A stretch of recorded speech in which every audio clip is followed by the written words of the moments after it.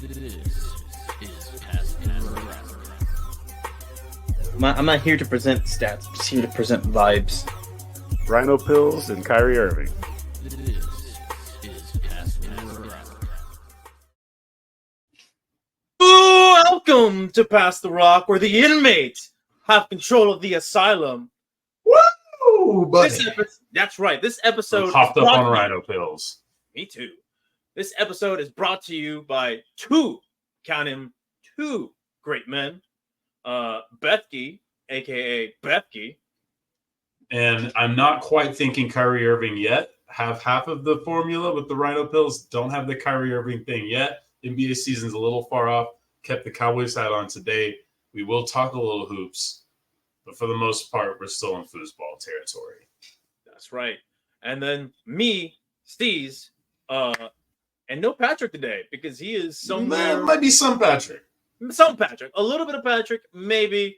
We don't Maybe know a where he's sprinkle of at. Patrick. We don't know either. This is the fun. Audience, you're watching this. I don't know. Maybe Patrick will edit this to where I look stupid saying this, but we're all going to be surprised together if he can potentially inevitably pop up from whatever location he is at. He's a traveling man. He's somewhere in the woods, man. Somewhere in the mountains. Yeah, well, we don't want to, we don't want to dox him. There's a lot of people out looking for him, potentially torrenting music. I don't know. I don't know. I don't how. You hear some things, but who knows what's provable. Point is, we don't know where he's at. So quit asking. Yeah. But either way, that's all I have for the intro. Bethke, you take it away. Let's get to business. Yeah, so I have to immediately take us into a sad note here. R.I.P. Dikembe Mutombo. There's a million great things out there to celebrate his life, so I'm not going to try to do those any better justice. Dikembe definitely meant a lot to my younger self because I think it's one of the most foremost figures, faces, names, motions with basketball. I think if I go to talk about his greatness, I've always sort of been in the camp of, okay, well, this is who Dikembe was as a basketball player, blah, blah, blah. And rank. But as far as contributors, people to have ever been a part of basketball, he is definitely in the upper echelon. And it was unfortunate about a year ago or so, I think he stepped down from doing the Basketball Africa League. And people kind of had questions there. And then, of course, we found out later on that he had brain cancer, and now him succumbing to it is not as much a surprise as it is just the reality of the situation. His son probably had the best note out there. So that's probably the best thing I would say. If you're looking to celebrate Dikembe, that should be there. And I'm also sure that the NBA YouTube accounts have done a great job in those departments. Absolutely. I read that quote from his son. And I was like, yeah, man, that's if somebody's gonna remember you in any particular way, I mean, that's one of the best ways to be remembered and to be talked about once you pass. So yeah. There's a lot, but like you said, there's just so much you could talk about Dikembe Mutombo. And for those who may not be like as educated on ball, they're just like stat pat, they just look at stats to try to tell a story. I'm like, man, there's the story of Dikembe Mutombo is really interesting. Aside from whatever he did in the league, which was a lot, especially as a premier defensive center. Yeah, contributions to the game matters a lot, and so you get into weird debates with those at Hall of Fame level. Dikembe definitely was a Hall of Famer, and regardless of how you felt about anything, his numbers at least told you that pretty obviously. He was one of the most impressive athlete shot blockers of all time. There was other things about his game that maybe he progresses on in a different version of basketball. Who knows? But the result we got was pretty damn amazing as it was. And of course, he was the first guy to lead the upset, the first round upset. It was a 5-game series back then, but he did the 8-1 seed. The Nuggets beat the Sonics, I think 95. Yeah, whatever. Yeah, 95 sounds right. We're gonna take this. I was gonna say, wouldn't the Houston Rockets have been the 1 seed in the 95 year in the West? No, I don't believe the Rockets were the 1 seed either year they won, and I know they won the second one in like the 5th seed, but I don't know what they were the first time. But no, that would be the other bracket too, right? Yeah. So either way, then no, it would have been Sonics Nuggets because 94, I think, is the 90th. Yeah, whatever. One of the mid 90 years that happened. Look it up. There is a big trade that happened. Otherwise, we wouldn't talk about the NBA just yet. Jimmy Butler didn't do anything to give us to talk about. He just showed up as himself for media day. Contract years do be like that. Oh, yeah. But the New York Knicks have been cooking up a league-altering trade. And last year, we saw the Boston Celtics do a whole lot of maneuvering after the Bucks. Everyone thought the Bucks had done the final chess move for the season. And then the Celtics came in and they were like, boom, baby. No, actually, you just walked into our hand. And now they have a championship banner for it. The Knicks are hoping to do the same. Of course, it'd be a lot longer time between the championships for this franchise. It's a very, very, very devoted fan base. One of them I've always been excited about. I've always been hopeful for. This is them finally cashing all their chips, saying, this is the roster we're building. This is our super team. Let's win a championship. We'll get into how this team actually works and what it'll be and what it could be as the season goes on. For now, we're just going to break this one down as a transaction because this is a great way to show everybody how complicated and annoying the new basketball CBA is, right? You're right. So, big picture, Karl Anthony Towns, New York Knicks, Julius Randle, Minnesota Timberwolves.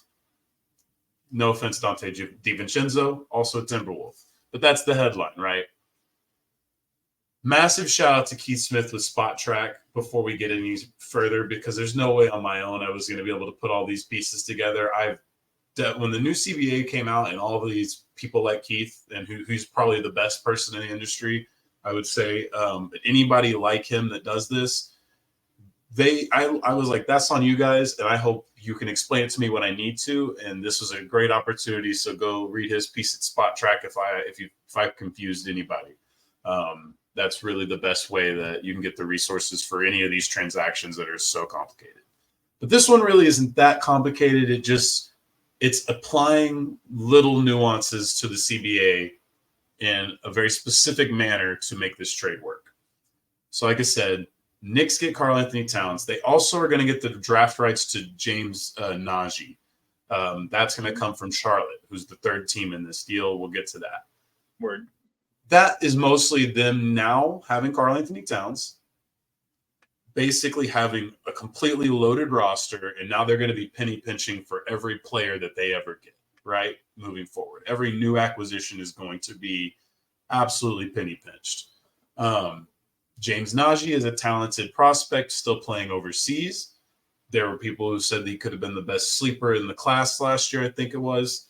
That remains to be seen. That's just them kind of basically throwing, a quarter into the wishing well and hoping for the best on a roster spot for a team that should be very, very talented, very, very well paid.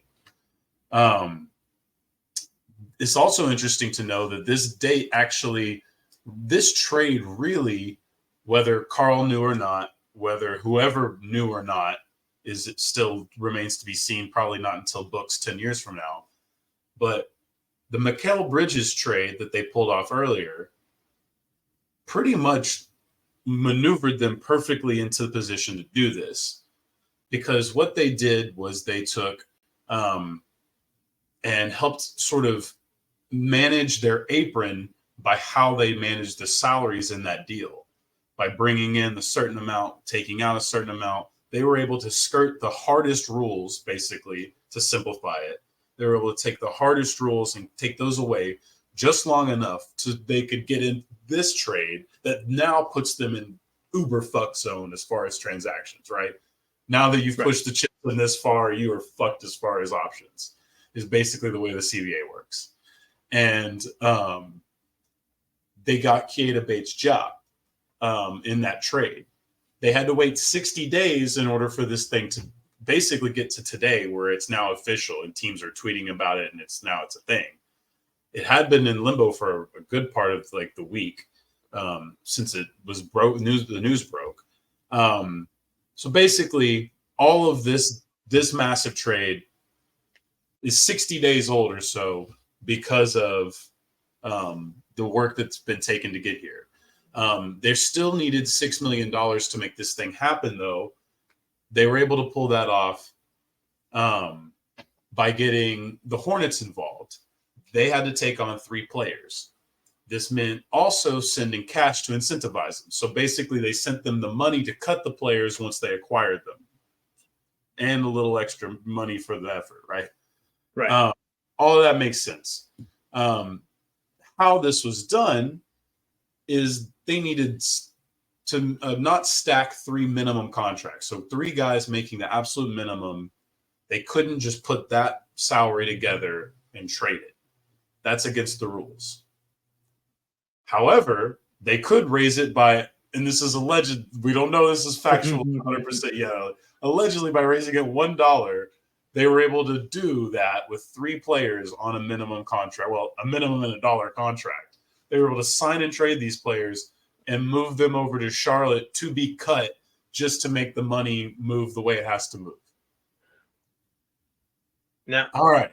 Okay. I was going to say, now it's the Knicks side. Yeah, not just the Knicks side. Keep going, because I'm sure you'll get to it.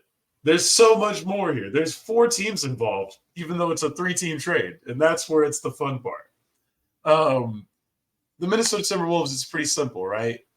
Julius Randle, really, really talented player. Injury stuff has slowed him down in some of his best years. I'm excited to watch him and Ant play together. I get where people are worried, and maybe there's some other things they're going to have to figure out. I like Julius a lot. I think he's going to have a great time with Ant. Dante DiVincenzo is a really talented player. He'll have a bigger role here. I think it's going to be just as good for him. Keita Bates-Diop, I think he's still a useful rotation player for the regular season at the very least. Not an awful thing. They do get a Detroit first out of this, but it's so heavily protected that it could end up being a second. So basically, they didn't really cash out on Karl Anthony Towns the way that maybe people could have or would have projected.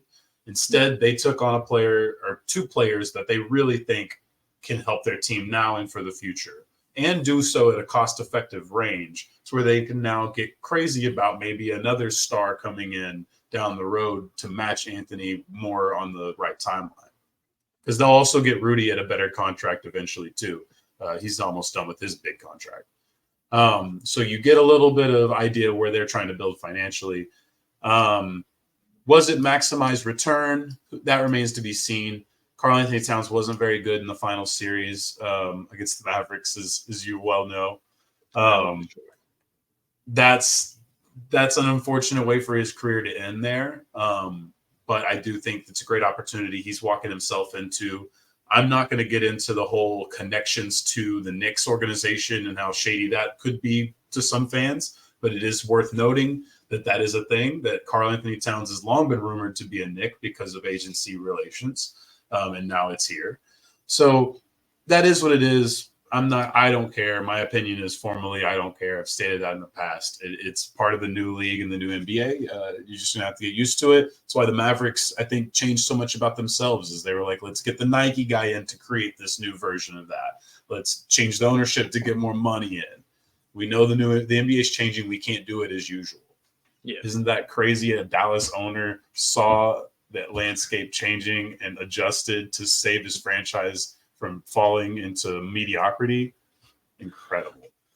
Must be nice. Must be nice. So yeah, Hornets, they're taking on Daquan Jeffries, Charlie Brown Jr., and Dwayne Washington. They get 3 seconds and they get $8 million cash, which is probably like $1 million or so more than what's going to take to cut these guys. Maybe a guy, or I don't know what the other 2 guys are, but we'll talk about one of them specifically and what he'll be doing. They were also, interesting enough, the first team historically to ever use the exception rule as a trade intake. So basically you get this exception every year to use, and depending on where you rank on the apron is what level of money that you can just absorb a contract into, basically, to simplify the best I can. This is the first time someone's ever taken, instead of used that to sign a player, which is usually what they do. They've put this directly in a trade to just absorb these contracts to get these 3 picks and money and move on. And so that's all fine and good. That's a normal 3-team trade. But here is where this thing got a little fucking bonkers. The 4th take made really history. Like, yes, it's notable nerd history what the Hornets did. This is notable just sports nerd history because I don't know what the fuck was going on. The Knicks were cooking. The Knicks were cooking with fucking Crisco because not only were they pulling off this $1 thing, which everyone's going to blow up, this Partisan move is actually pretty crazy. So Partisan is one of the most well-established teams outside of the NBA, right? Yeah. Obviously, it's hard for leagues to really get close to NBA grade. Even Partisan's pretty far off, but they are one of the upper echelon clubs in all of the world. That is where Dwayne Washington had been starting and playing for the first couple of games of the season. Basically, how he was allowed to be involved in this trade is because the NBA doesn't give a shit at all about those contracts, first of all. Literally, the CBA does not give a fuck. Does not apply. Literally, those contracts could be fairy dust to the NBA. So he was determined to be an unrestricted free agent. However, his rights were still within, if he needed to sign or wanted to sign, he would have been a part of the Knicks because he played there for the finish of the season, right? He was on a 2-way contract to finish the season. Otherwise, because of the Jason Kidd, Keith Van Horn trade, this would not have been allowed. They would not have been able to sign a player who was, Keith Van Horn was famously not playing basketball, and the Mavericks signed him just to trade him because they had his rights. I remember that. That changed the rules, and because of him actually still playing, they were allowed to. So basically, Dwayne made a career decision anyway. This isn't that crazy because if someone gets hurt and he gets a call, of course he's going back to the NBA, right? So most of these guys sort of already have these contracts baked out to just dip. I don't think it's going to be that crazy. Maybe Dwayne Washington does try to do summer league. He had a nice summer league with the Knicks as well. Yeah. Maybe he starts training. Maybe he does come into training camp. Maybe somebody gets hurt. He comes in early season. Who knows? But for now, all he really has to do, it's very simple, is he has to get a letter of clearance from FIBA, but he has to get 2 of them. He has to get one of them just to make this transition and transaction happen. Then he has to get another just to formally go back to the club that he was starting for. At worst, he will be out for a couple of weeks. But at the end of the day, he gets paid a bit. No one has reports on whether Partisan's making any money off this, but the Knicks are doing very well, and they're about to position themselves to be a title contender with the New York market thirsty, seething at the foaming at the mouth for a title contender, let alone a winner. If they fucking won a title, they would have all the money in the world. They could take this thing and run with it for a while if they get it right. It's one of those locations. Right. So it's a big deal. That's the funny part. It sounds a lot crazier and convoluted, and it is, but ultimately it's just a 3-team trade. And because of some goofiness with the rights to contracts and the way that works in the trading landscape in the NBA, CBA, Dwayne Washington was incentivized and potentially, we don't know, but potentially his club in Serbia were, compensated, made a little bit wealthier for the trouble of making sure that this large transaction could go down. And getting back to the overall starting point, the Knicks may have just pulled off the trade that either wins this title or the next. Who knows? It's a very big one. Maybe it affects the titles for both teams. It could. Now, I'm wondering, so why would he need 2 letters of clearance? I get from his team, but why does FIBA need to be involved? FIBA governs everybody in this way, right? So they have to know these things, I guess, to make their transfer system work. So literally it's just formality paperwork. And apparently it can be expedited in 48 hours, and then likely will, because it's the NBA. And if the NBA wants something, they're going to get it done. Like FIBA does not have more power than the NBA. It's not how it goes. Yeah. Now, I did see one thing whenever this was tweeted out. There was, obviously commentary about the creativity of this, but also the timing. Something about where they had to time this just right so he wouldn't, Dwayne Washington wouldn't miss key games. Yes, they needed to get it. They needed to basically also get it in a window for the club to take him in, because it's the start. So it's the start of their season, but they have critical games coming up for their schedule that he needs to be a part of. Qualifying games, probably for their cups and shit, right?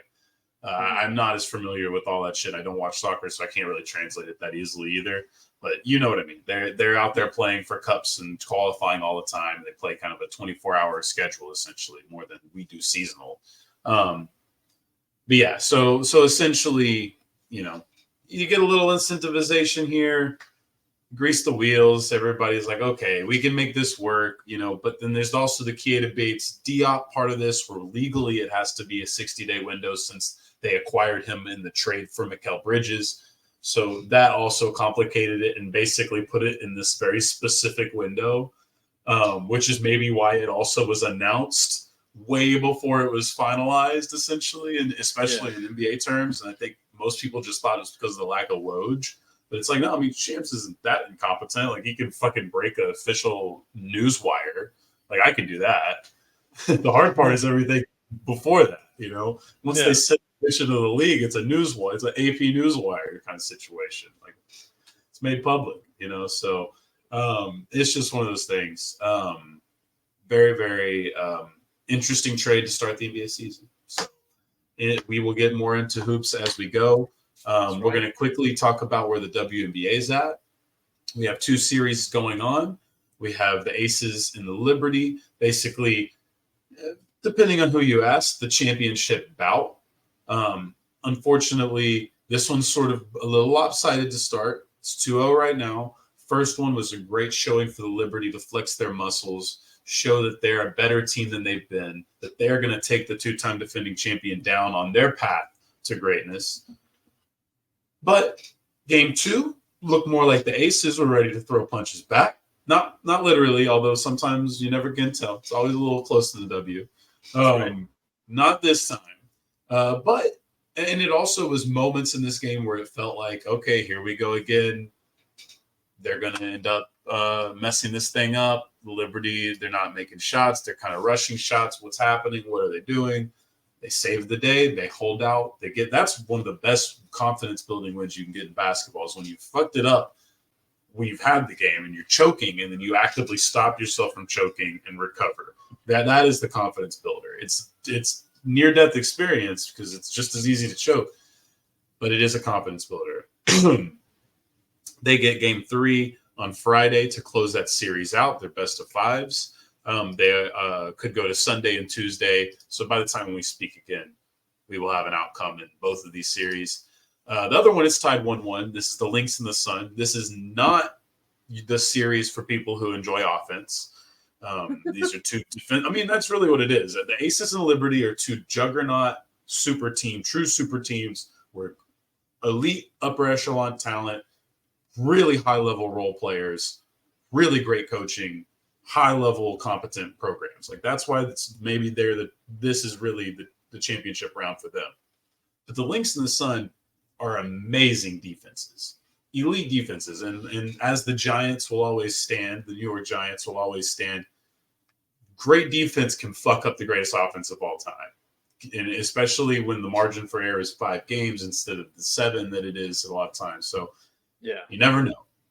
Lynx and the Sun, first game goes the Sun's way. Sun is a much better defensive group. Their offense has not been great. It's not historically not been. They make a great offseason or mid-season trade to get Marina Mabry in there. She's tough. She fits the culture, and she can knock down threes. This one looked pretty ugly. It was 69-68 for like 3 minutes straight towards the end of the game. That's the kind of defense we're talking about here. Like, no one's scoring a bucket for multiple minutes of the closing of the game. But they end up holding on. The Sun do. Lynx get back to their ways. Nafisa Collier is probably going to decide the series. She could arguably be the best 1A, 1B player in basketball.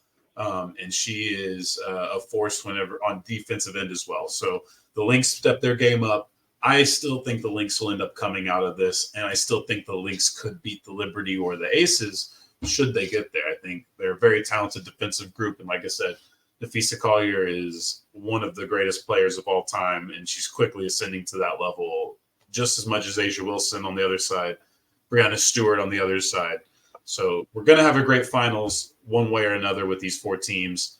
My rooting interest is probably Liberty Lynx because I feel like the Aces are running on a little bit of empty. Would be cool to see them do the 3-peat, but ultimately it feels like they're running on empty. And I want to see the Liberties get a good crack at the title. It would be also great for the New York sports. There you go, Spike. You get maybe a WNBA title, and then you get be a title favorite considered to start the NBA season.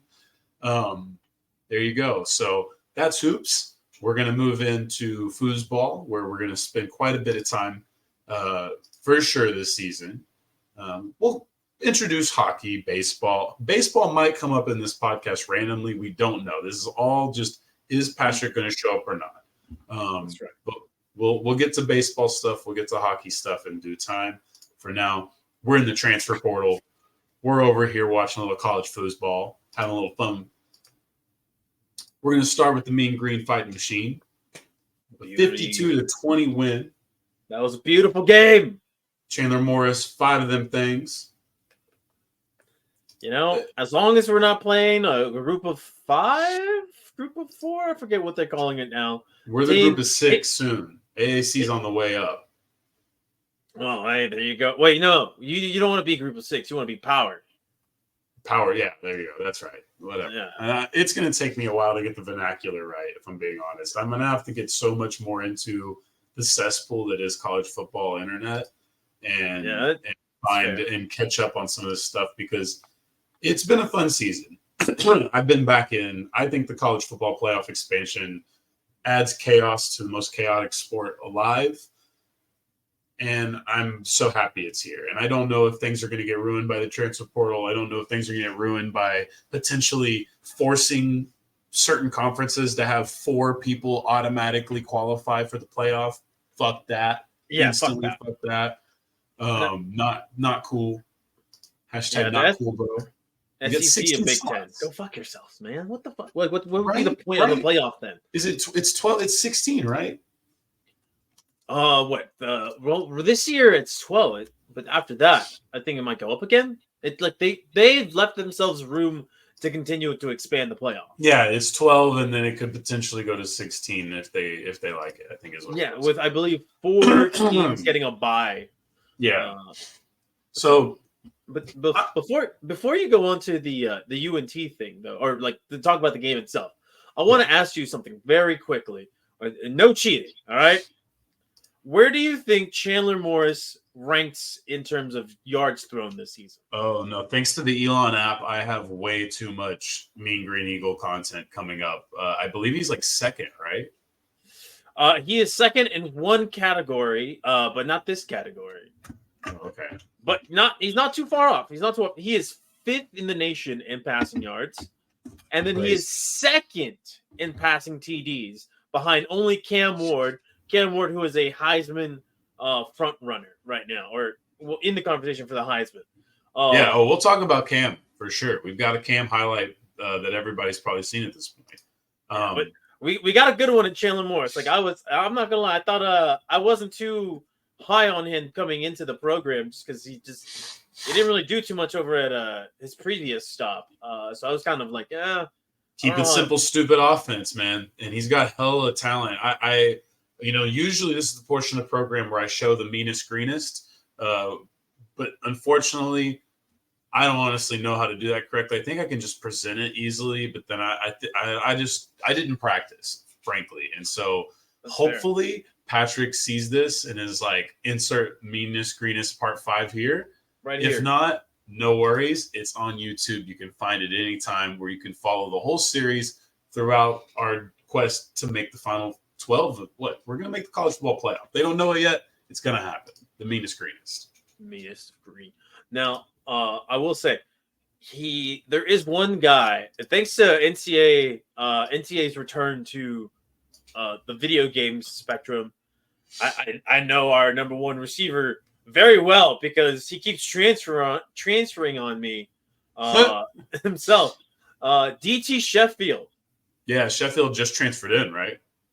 Yeah, he just transferred in, and then when you play with him in the game, like you're doing Road to Glory, if he has a good season, He's that boy out. is out. He's out every time. I mean, hey, I am cool with what the Mean Green are, and I have no ill will to the people that come and go through the program.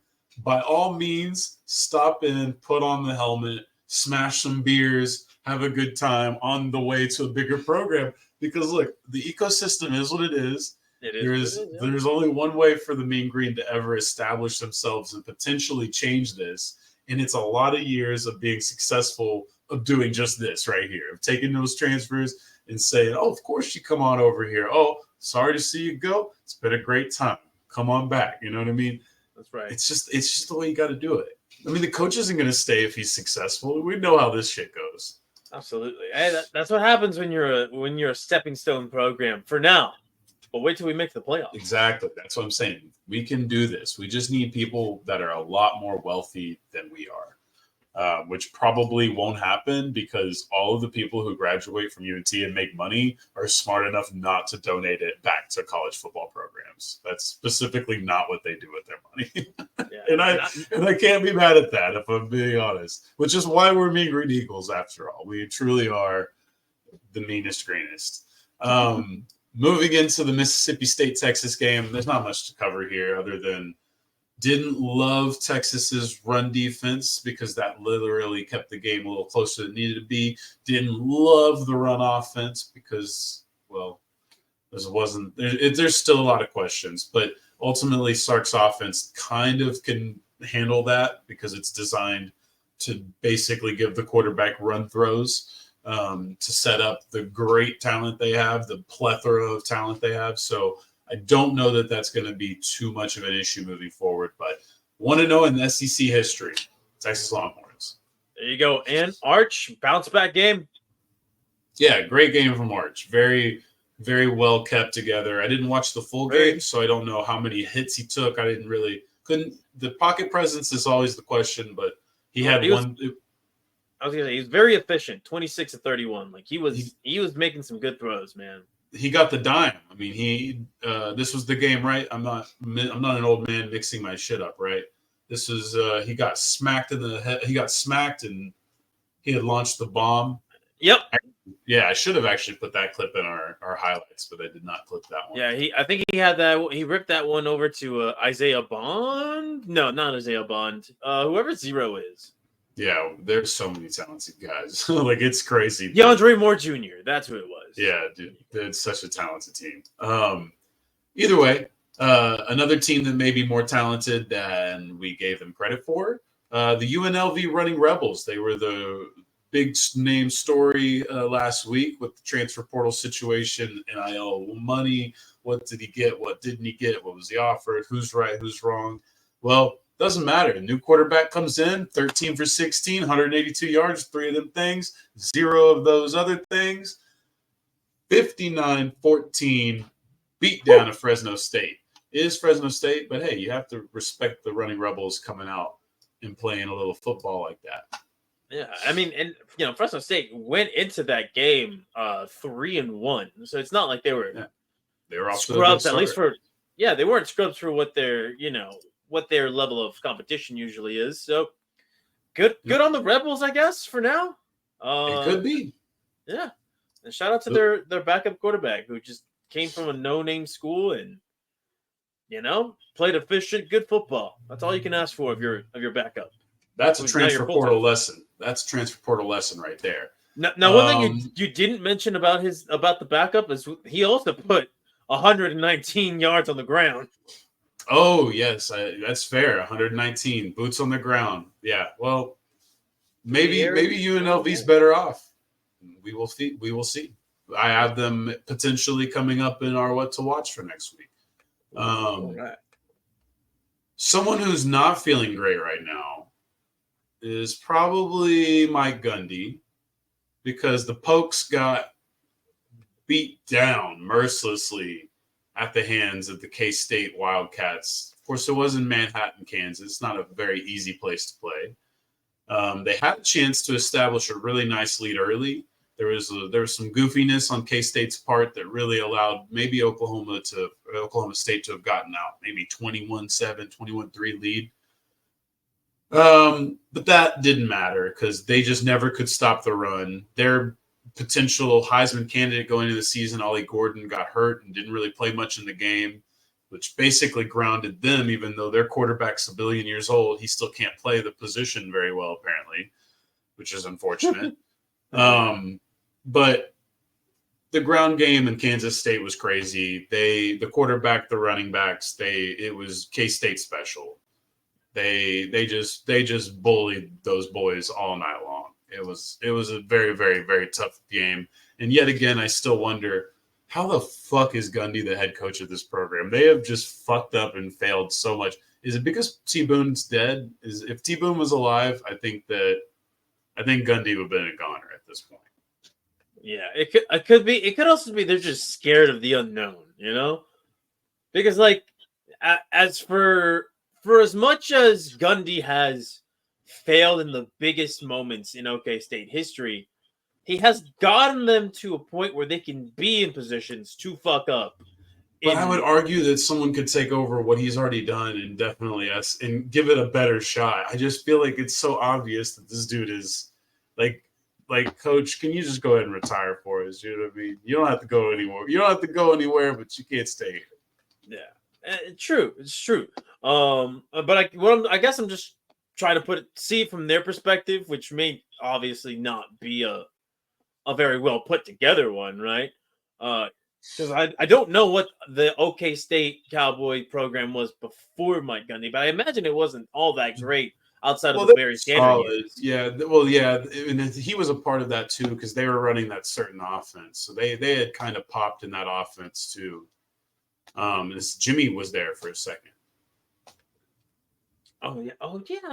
Yeah, Jimmy Johnson was there for a second. Yeah, so they've had some history, and T Boone Pickens put a lot of money into that program.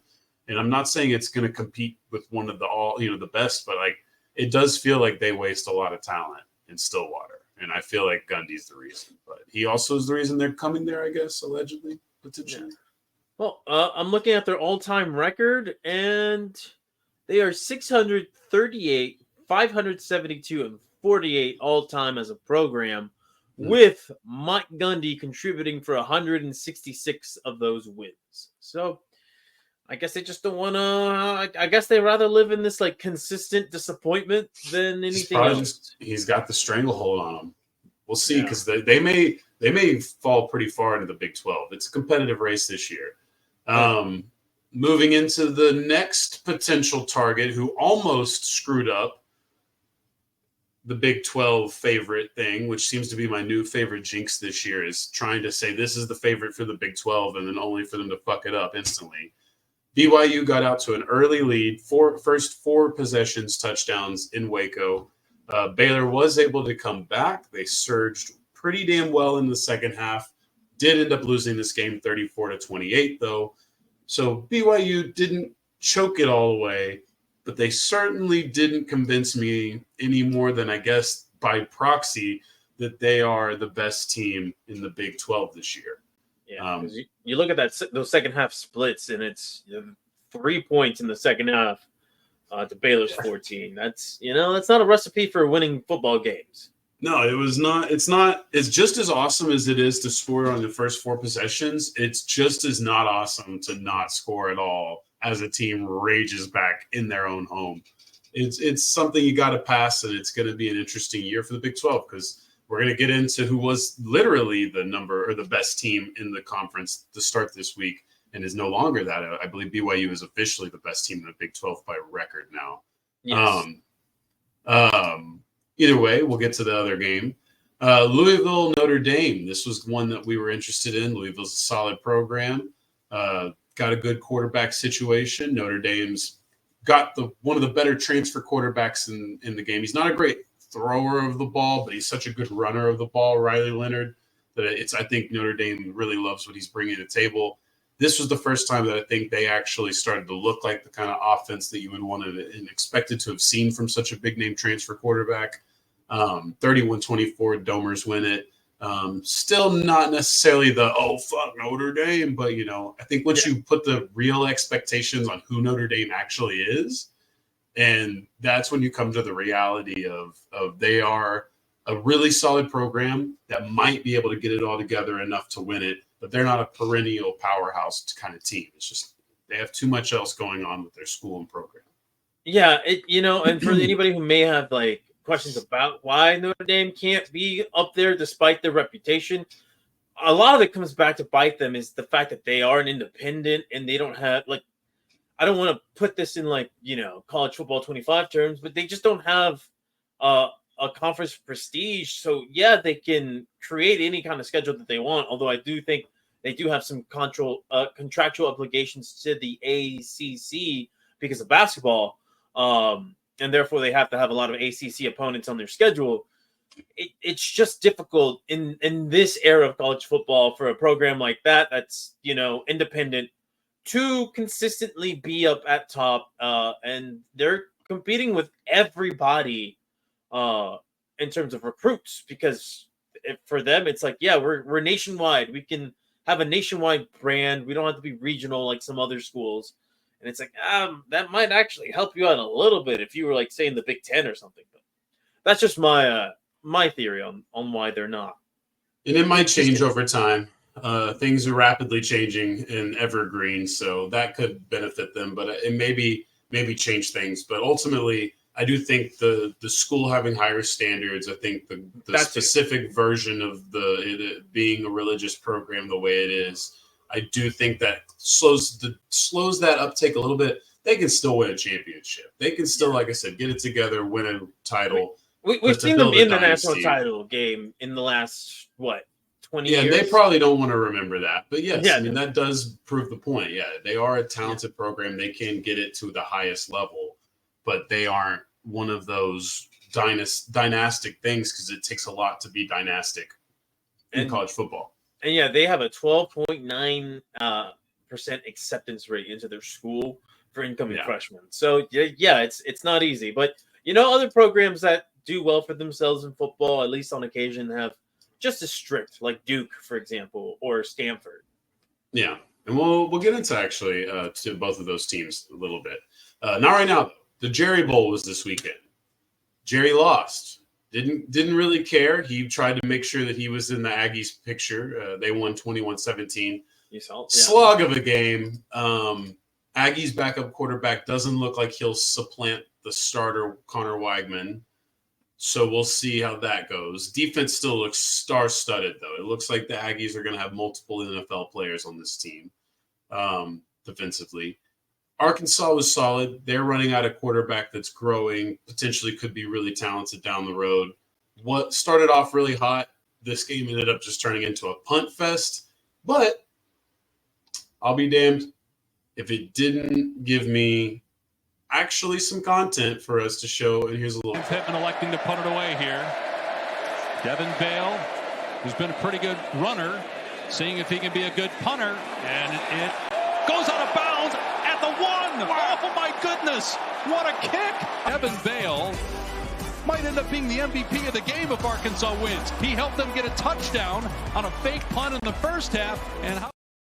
And you heard the announcer. That kid actually could have. If they would have made use, you saw the game. It was 21-17, 5 minutes left. They pin A&M down.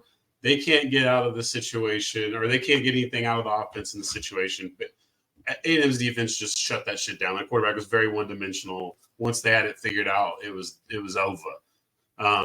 And so there was no chances, really. But the punter did everything he could. Like I said, he ran in a touchdown earlier. It was crazy. Or ran a first down, rather. Yeah, and to get the bounce, the way that the ball bounced just perfectly sideways to the 1 yard line, that's insane. Obviously, yes. I don't think too many, even the most elite punters probably can't get the ball to bounce like that on a consistent basis, or even you just do the best you can. You kind of have an idea, and you just try to give it the best percentage chance it has, right? Yeah, and that was good, man. That was good on Of course, them. you're in Jerry World, so you don't have neutral conditions, right? Oh, but I mean, I guess you could say that. I mean, in terms of distance for them too. Well, it's just one less thing to think about, right? Yeah, and you do have the sun in your face, though. Yeah, on that one, I think he did, right? He did have the sun going in his face. Pittman electing to punt it away here. Devin. Oh, fucking Jerry. Just doesn't believe in the curtains, man. Just doesn't believe in it. No, just won't let it go. Ohio State beat Michigan State pretty handedly. I put a couple of potential hate watches on here. I probably will slow down on those because they just add to the fodder, and these teams end up winning anyway. Sparty still has some room to grow and rebuild from the absolute shit show that they were a year or so ago. Same for Clemson and Stanford. Stanford is down. And Clemson made sure they understood that. Dabo is probably not going to – I don't know what Dabo's going to do. It looks like Dabo might make the playoff this year. He might get that – he might get the ACC. But he definitely got Stanford's ass. No doubt. That was 40-14. Wait, let me look at Clemson's schedule because, like, I just – it's the ACC. They don't schedule really tough out of – like their tough games aren't really there, but it is a good year. Oh my season. God! That's the only thing. Look at the remaining schedule. They have one opponent that's worth a shit. Well, not necessarily. Name them off. Florida State. Yes, Florida State sucks. Okay. Wake Forest. Wake Forest sucks. Yeah. Well, it's comparatively. No, they're 1-3. They okay, yeah, they don't. All right. Their opponent after that. They don't necessarily suck right now, but they're not historically a very good program. That's why I said Virginia. Oh, Virginia. Yeah, I don't think Virginia is that great this year, but yeah, they could be solid. Virginia is 3-1, but they're historically just not very good. Now they're about average. Yeah, they're an average football program. Their next opponent, may not be so bad, but they're not good right now. Virginia Tech. Tech is 2-3. Virginia Tech, obviously, we'll get to that game. That was a big one this weekend. But Virginia Tech, probably better than their record. They've just been sloppy throughout the first start of the season, I think is what I would qualify that as. Yeah. So, so far, it's safe to say that, no murderers row. That's it? No. Now, here's their two toughest opponents remaining in conference. Because they have a weird out-of-conference game at the end of the year. They have two out-of-conference games at the end of the year, which is really weird. They have Louisville right after Virginia, but before Virginia Tech, who's number 22. Yeah. So I think Louisville will stay solid, yeah. That's the tough one. And then they're not ranked currently, but they do have a winning record, and they may get ranked sooner rather than later. You have Pittsburgh. Okay, yeah. We're 4-0 right now. That is an easy one, and their non-conference is bullshit teams, right? Yeah, it's they have the Citadel, which of course, yes, and then South Carolina, which I don't know, but that's out of conference. Yeah, that's out of conference, so it's not going to affect them. Of course, they're playing that fucking game, bro. That's a rivalry game. I'm an idiot. Yeah, that happens all the time. Yeah, so of course they got to play Scar. Scar is actually pretty good this year. They're solid. Yeah, but in terms of but that's not a great schedule. Yeah, not a great schedule in conference in terms of difficulty. So they do have to win for the most part. But they'll play So the other part of that is they will have to play someone good when they make it to the ACC championship. Yeah, well, I mean, they got Louisville on the way there, and then we'll see what happens with Pittsburgh if they continue to be a solid team that could play spoiler alert to. Yeah, but you got Miami, you got Boston College, you got some other teams that I think can still be a part of this race. So we'll see. In at least when it comes to the conference championship game, because they don't have those schools on their road to the playoff and to the ACC. I don't even know if the ACC is doing the championship, but we're not going to go through the whole rehash of this game. It was the greatest game of this weekend. It was probably the greatest game of the season, potentially. I don't know where people might rank it all time, but Bama beat Georgia 41-34. They started by stomping a mud hole into the Gators. This is in Tuscaloosa, or not Gators, into the Dogs. Georgia rallied really well and very impressively well to get this thing back into the point where it needed to be. Unfortunately, 17-year-old Ryan Williams put off one of the craziest things I think I've ever seen. I think my illustration just shows my respect for the art. Okay, so first we can show this clip that's going viral and then you can explain what's going on with this. 追い上げる。先ほどはオーバーテイク取りを見せた。さあ今度はどういうことになりますか。川端が見えてきてぴったりだ。斉藤がうわーマジうわー And then you can explain this viral clip that's going around. All right. So after you go, and yes, guys, that was a crazy play. I feel like everyone's seen it by now. So absolutely, we can talk about the play later. But let's talk about the commentary because that's the real highlight of this highlight. That's going viral. So for those of you who are unaware, yes, that language that you hear spoken is in fact Japanese. That was one of the first languages that came into your head as to what's being spoken. Now you're wondering, since when does the Japanese media cover American college football? They don't, for the most part.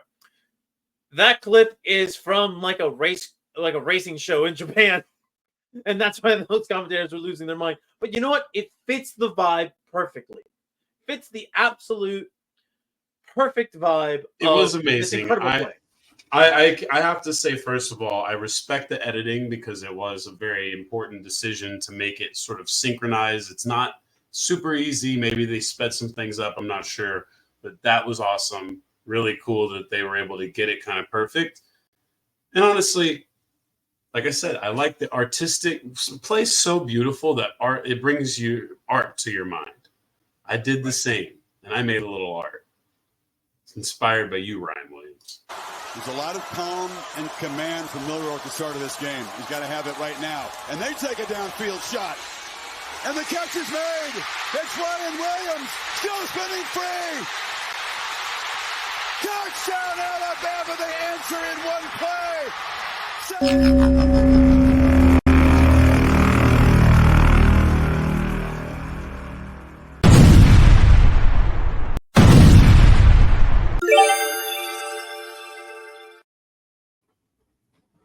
Okay.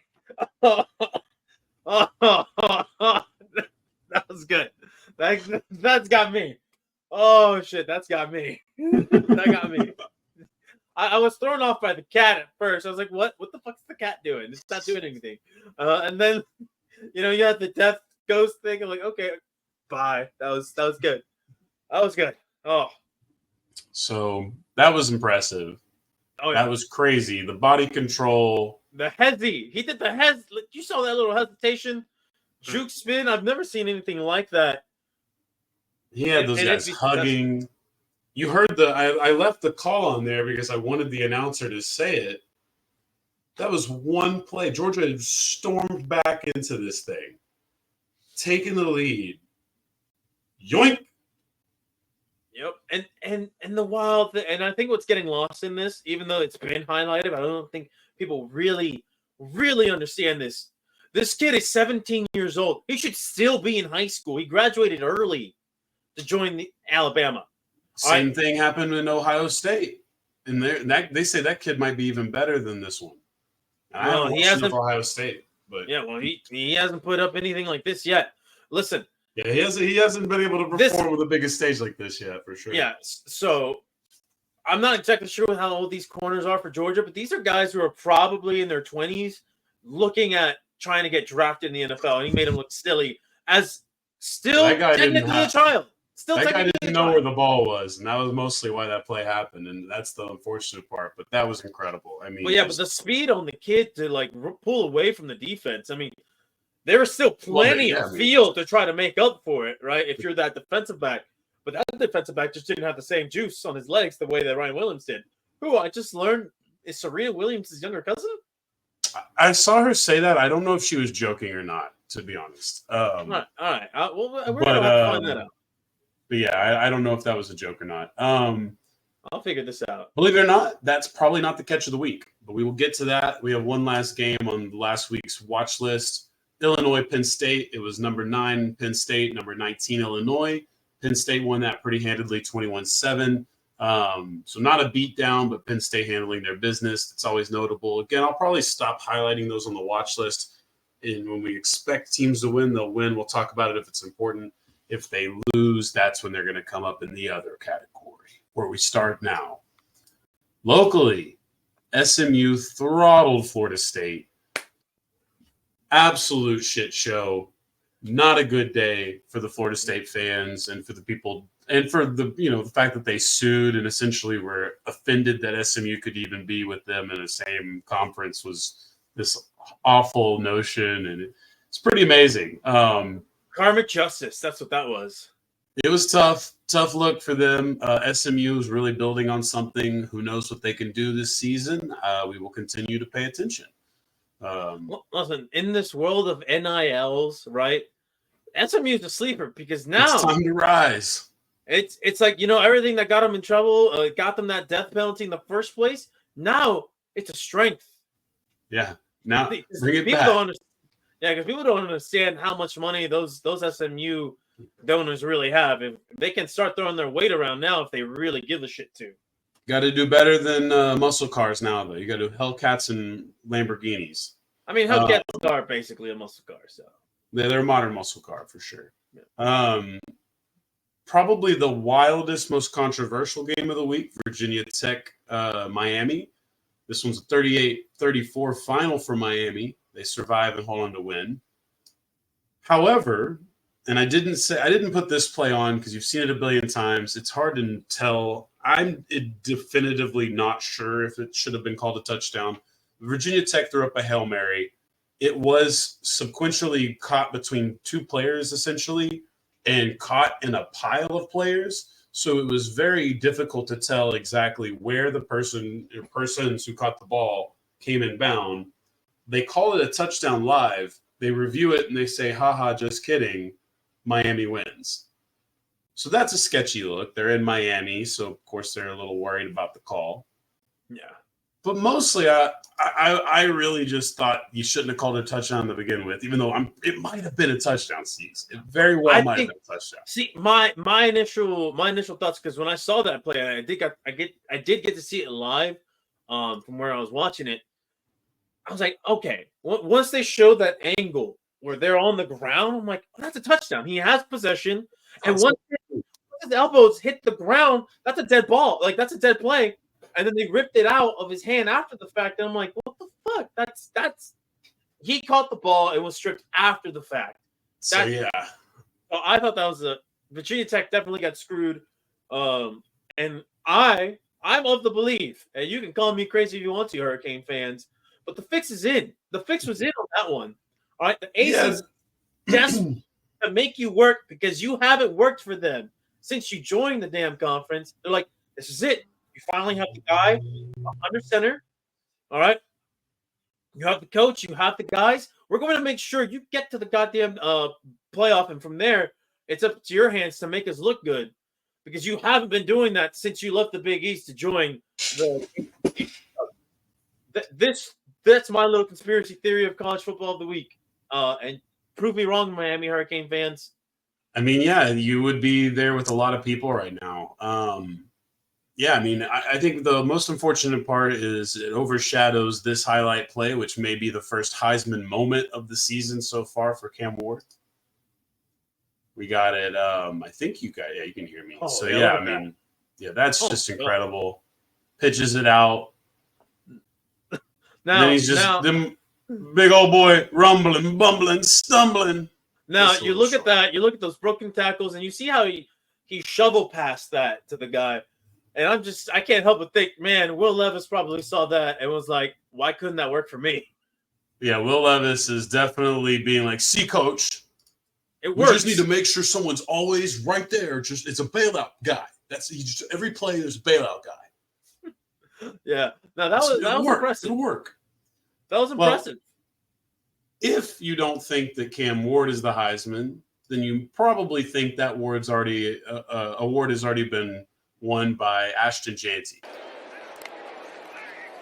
Gonna keep it on the ground with Jeanty on 2nd and 10. Look at him bounce off tacklers. Jeanty with some room. Jeanty has the speed. You call it long speed. We call it a touchdown. Ashton He's Jeanty, so I good. apologize. He is so goddamn good. Finished the day 259 yards, 4 tutties. That was a 45-24 beatdown of Wazoo. And you heard it from me earlier this year. I don't know if it was last week or the week before on week 2, but I was like, this guy is going to be the sleeper candidate for the Heisman because he's just on a ridiculous pace. Not a sleeper anymore. That ship has sailed. Yeah, and here's the thing. Like, I believe in one game, it was against Portland State, if I'm not mistaken. He was taken out in the second half. He didn't even play the second half. So his numbers right now, he could be a 1,000-yard rusher within the first 4 games of the season. He very well easily could be if they didn't take him out to basically rest him for the next week. This guy is on an insane run, and he might break Barry Sanders' record if he can manage to keep this pace up throughout the rest of the year, because college football has added more games to their schedule since the days of Barry Sanders at OK State. I certainly think he will. I mean, this is a crazy start. They don't play the toughest schedule in the world. Like, they'll be competitive if they're good. They can get into the playoff. We know that, but ultimately, it's been crazy. Now I'm gonna say this ahead of time for anybody who's gonna be like, well, Travis Hunter plays both ways. I'm like, you know what? That's fine, but he's not breaking any records. There's been plenty of two-way players with less notoriety. Travis Hunter is putting together a quiet, steady campaign, and sometimes that works too. It does, but like when you go up against breaking one of the greatest running backs records ever, this kid may run away with the award because of just stupidity numbers. Yeah, because right now you look at his numbers. If you compare his numbers to last season to this season, his yards per run is lower, right? But his overall numbers are way up there, and who knows? The sky's the limit with Ashton. Is it Jeanty or John? Jeanty, I believe. That's what the guy said. We'll see. We'll see as we get more familiar with him. 2 teams to talk about. What's up? Oh no, I was gonna say this kid might also put up like 30 running touchdowns at the way he's going as well. So yeah, it's real deal. It's real deal shit. Pay attention to Boise State if you haven't yet. 3 other teams to pay attention to if you haven't. They're starting their season off well. Rutgers is quietly now 4-0. They beat Washington 21-18. Washington's obviously trying to rebound their program. Obviously, last year was a great year, but literally everything has changed. Greg Schiano's been back at Rutgers since 2020. Now maybe potentially is going to get the Rutgers program back into ranked category. Indiana is 5-0. They beat the shit out of Maryland. That's an interesting Big Ten to watch. They've got some money. They've got some NIL. Potentially Indiana could get the program rolling. Duke Blue Devils, 5-0. Came back to beat North Carolina. Malik Murphy, former Texas Longhorn, leading the way. So those are a couple of teams starting off seasons pretty hot. We're going to continue to pay attention to them. I've been keeping Boston College on my radar. They went down their starting quarterback in this game against Western Kentucky, still won 21-20. They were down 20-7 to start the fourth quarter. Needed something to give them a little bit of life, and Western Kentucky delivered. Yep, that is a big oopsie. That's just a little check down, check down. And unfortunately, it bounces off the breastplate of the running back, I suppose, most likely, and right into the linebacker's arms. On top of that, we're going to go one more time here. You'll note that just momentum, the blocking of big number 70, whatever, all basically just ensures that the linebacker absolutely 100% unequivocally gets that interception. So look, I'm not always going to bring you the highlights. I'm going to bring you the things about football that make me the most interested. Why I love college football is because that doesn't happen as much in the pros. the randomness of college football is so beautiful to behold. Unless it's your favorite team, then I could see where you get a little annoyed. Michigan survived Minnesota's comeback attempt, 27-24. Probably would not have mentioned this game a second other than the fact that this catch Your happened. eye on number 11, Rosemer, in the end zone. Whoa, what a catch! Daniel Jackson, no. The flag came out, it looked like, for potential interference right there from Zeke Berry. Oh my goodness, that's a touchdown to me, Joel. And that was a touchdown in real life. Sorry for the clipping. I don't know why I fucked that up. That might be catch of the year. That was amazing. I wish I would have had them already saved onto this. I haven't been doing that good of a job. I can go back in my notes and steal them and put them back. But ultimately, I'm going to try to bring the catch of the week every week. That one was clear, no doubter. And you're right. Very easily could be the all-timer this season. Absolutely. Oklahoma rallied to beat Auburn late. They needed a pick 6 to get that late lead and hold it off 27-21. They were in Alabama, though, so fair. 2 big upsets to finish you off this week. Ole Miss lost to Kentucky 2017. Ole Miss's quarterback took a stupid sack, and then the kicker couldn't tie the game. That's an ugly way for Lane Kiffin's team to take an unnecessary loss in the SEC. And then, like I said about the Big 12, if you're the favorite of the Big 12, watch your fucking back. Arizona, who got beat by K-State 31-7 last week, beat Utah 23-10. Cam Rising not playing, the 10th-year senior not playing. Zach Wilson's little bro, 2 interceptions. Couldn't get much going offensively. Utah no longer the 10th team in the country and no longer the number 1 team in the Big 12. Can they get back there? Maybe Cam Rising's health will allow it. What to look for this week? UNT and Texas are both on bye weeks, so rooting interests are pretty much out the window. Like I said, I'm going to stop trying to add as many to the preview so I don't have to add them here on when they're uninteresting. I want to try to only talk about the interesting games from the week, but I still want to give you highlights of what you should watch if you need help. Syracuse, UNLV, these are 2 really talented schools that could end up surprising people in their conferences. So maybe that's a game you would want to watch. Missouri was off. All right, well, they might have just played a boo-boo team. I don't remember this week. Missouri gets to play Texas A&M. This is a great measuring stick in the SEC. Missouri has survived a bunch of ugly games similar to the Texas A&M Aggies. So I'm expecting a slot fest, and may the best team win potentially. Who knows? The loser of this game should be forced back into the Big 12. I think at this point the SEC would definitely be happy to keep them because I think it's surprising to see Mizzou playing as well as they are. And I would be very surprised if they can actually handle it. I think I would pick A&M in that game, just the way I've seen these 2 teams play. SMU Louisville, I think that it's a bounce back win for the Cards potentially, or it's another big win for SMU in their quest for respectability this season. Don't overlook us kind of shit. Rutgers in Nebraska. Rutgers is undefeated. The revamped Cornhuskers and Patrick Mahomes Jr. are fun to watch, even if you don't quite love the method. And then the Woke Bowl, which is actually where College Game Day is going to be. Miami at Cal. They're going to be at Cal in Berkeley, home of the Woke. The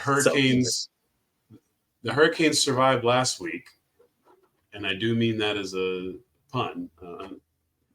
Obviously, I feel bad for anybody who did not survive the Hurricanes affected. But, of course, Florida did survive for now.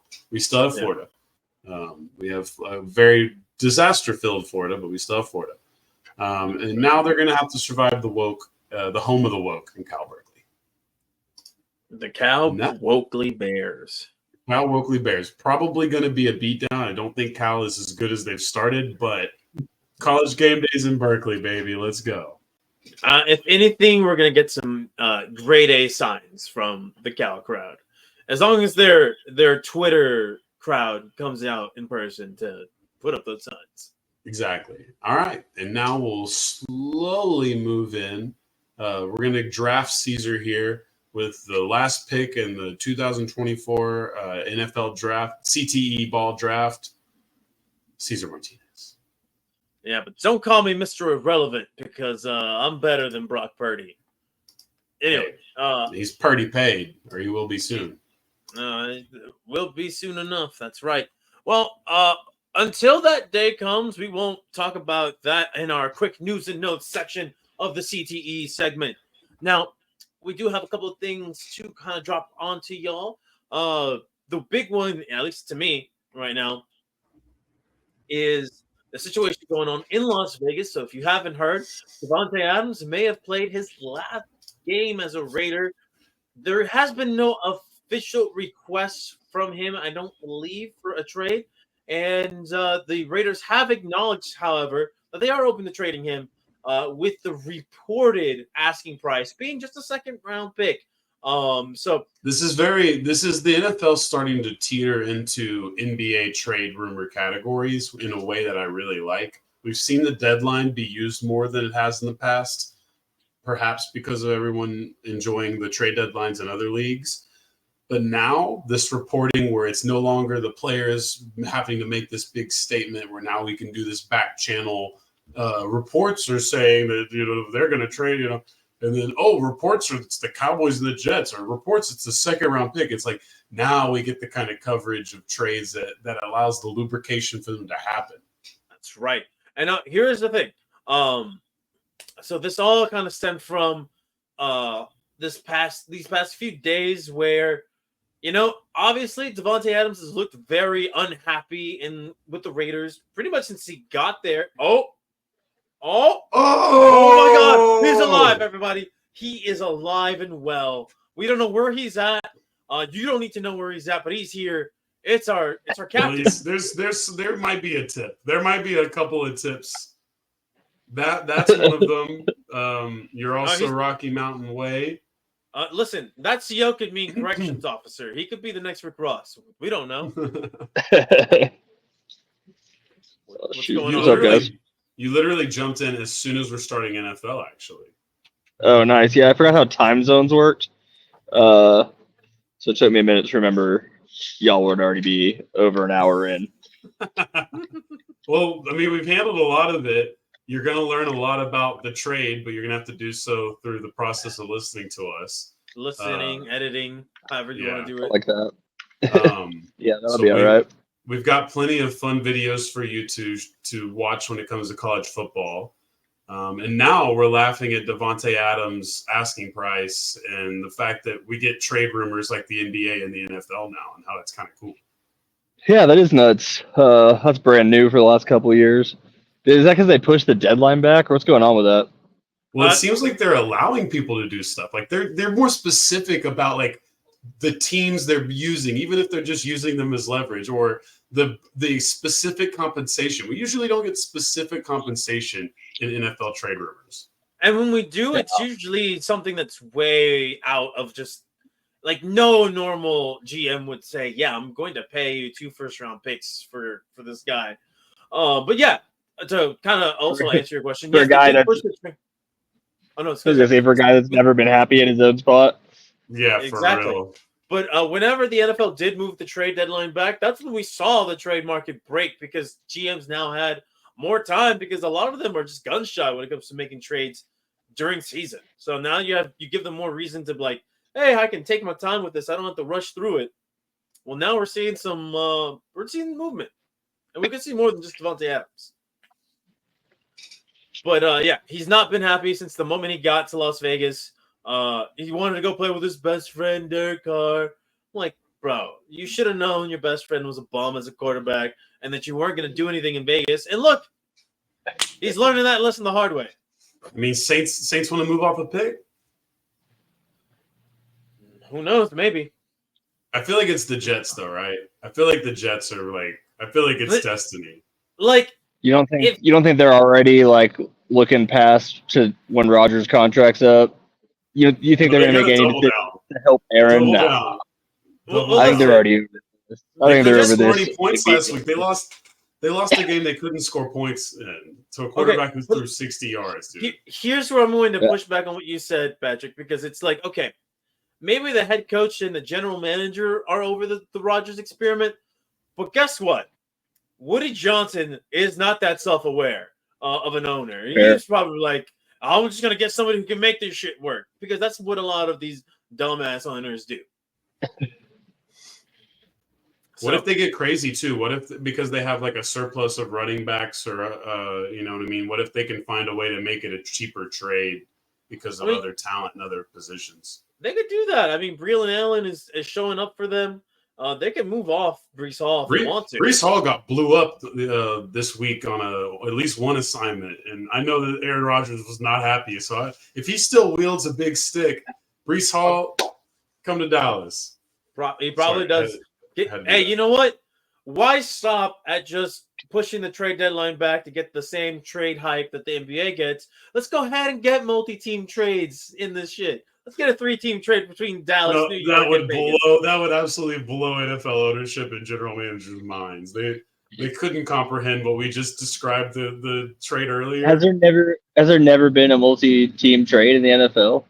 Probably not. Nothing with anything. Substance, probably. Yeah, probably like. I mean, obviously the NBA's is way different. Yeah, but like just thinking about how it took us like 20 minutes to basically explain what happened earlier.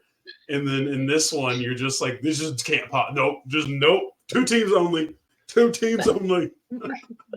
There's this very monogamous sense of duty when it comes to trading in the NFL. It's like just one partner and one partner only. Yeah, it's just funny, man. Yeah, well, who knows? But that's all I got for that one. It's less complicated, right? Because you don't have things like minimum players and like bird rights, and like the NBA's got a lot going on with their contracts. Yeah. So yeah, it might be more the simplistic. NFL's pretty straightforward. It's like, how much is this guy getting paid? Yeah. Jerry's like, I got the option to cut all these dudes, right? All right, cool. There you go. Now, one thing that we've seen this now with Pittsburgh, Denver, and subsequently Seattle with the movement of Russell Wilson. Russell Wilson, he's getting paid the minimum by the Pittsburgh Steelers, but Denver is paying him that large contract that Seattle signed him to, I think, if I remember that correctly. So either way, you can make it happen. You can make the money. You can make the dollars and cents work. Send me the player and $12 million, and I'll take him. There you go. That's an interesting conversation to have. Now, we'll move on from trade talks to somebody who might be with Patrick right now for all we fucking know, because we don't know where he's at. We're not going to dox you, Patrick. But Christian McCaffrey. I don't think he's in Deutschland. Went to Germany. We don't know this, right? I mean, I did see a tourist group today of German kids. I'll probably do better about it though.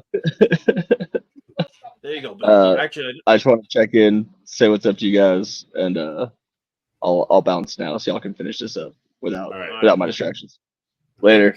Coming in, Captain.